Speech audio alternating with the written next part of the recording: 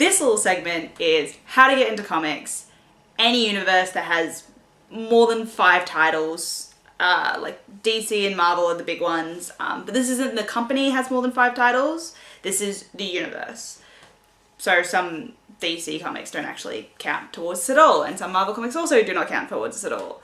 So yeah, it's giant universes. There are a lot of different ways to get into comic books. I think the way that I'm going to suggest is probably the most solid of all of them. But some people might disagree, and some people might even have better ways to get into them. And if you do, please mention them in the comments below. I would love to be able to mention it in a future episode, as well as that if other people learn different ways to get into comic books, more people read comic books, the world will be a better place. Don't understand the negatives there, but yeah. So, it's not as easy as just walking into a store and asking for name of character issue 1. Because all the really popular characters, their issue 1s are probably from like 70 years ago and cost thousands, if not millions, if not billions of dollars. Like Detective Comics 1 is like really expensive, and you shouldn't buy it because they're really expensive, even though you really want them, but you shouldn't buy them. But yeah, even still, like some of the major characters actually do have a ton of origin story remakes. So many, it can be confusing and nauseating a little. I think at one point, I saw they did like a Spider-Man origin comic like 3 times in a year, something like that. It was crazy, though I don't really read Spider-Man, so I could have just been like, oh, I'm getting confused, but I'm pretty sure they did. There's also like free comic book days. Free comic book days usually have origin story remakes, in my personal opinion. I've only really gone to like 5 of them. So I could be wrong about that. So how would you get into your first comic book? Well, unless you've got like a friend or a family member or anybody who knows you and anybody who knows comics, it can be really difficult. You could just go into your local comic book store and just say, hi, I really like this book, I like this movie, I like this TV series, what would you suggest? And they can definitely help you out. But sometimes you're stuck at home, sometimes you've only got the internet to help you out, and that's where it can be really confusing, like I mentioned with the first issues and the origin stories and anything like that. But Wikipedia is super duper helpful. If you've got even one character in mind, you've got a way to get into comic books. Doesn't matter if you saw a picture of them online, doesn't matter if you saw them on a TV show or a movie or something like that. If you know the name, type it into Wikipedia, type it into Google, and then add Wikipedia at the end if you're lazy like I am, and just read a couple of their storybook arcs. I know that I'm still using this tip even today. There's some characters that are just really hard to find a comic book about, and some of them are like hugely popular names as well. I'm still trying to get my hands on anything to do with the Riddler that I can possibly read about, and I'm constantly going through his Wikipedia page trying to see if there's anything that I've missed. Sometimes the things that you find on the Wikipedia page are really small and insignificant.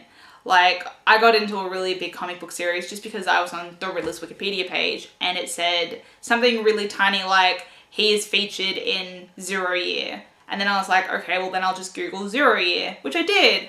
And then, lo and behold, I got like a huge Wikipedia article about Zero Year, read a few of the issues, and I was like, not really interested in issue 1 because I'm pretty much only reading it for the Riddler, and he's not really seen in issue 1. So, by issue I mean volume, volume 1. And then I read volume 2, Riddler's in it. Volume 3, Riddler's in it. I've read volume 2 and 3. I did also read volume 1, but only after I read 2 and 3, and I was like, maybe I should just read all of them just to be safe. Once you finish reading a couple of comic books, or even just one comic book, it's really easy to branch out from there. Branching out is a huge deal with comic books, especially the ones with the big universes with multiple titles.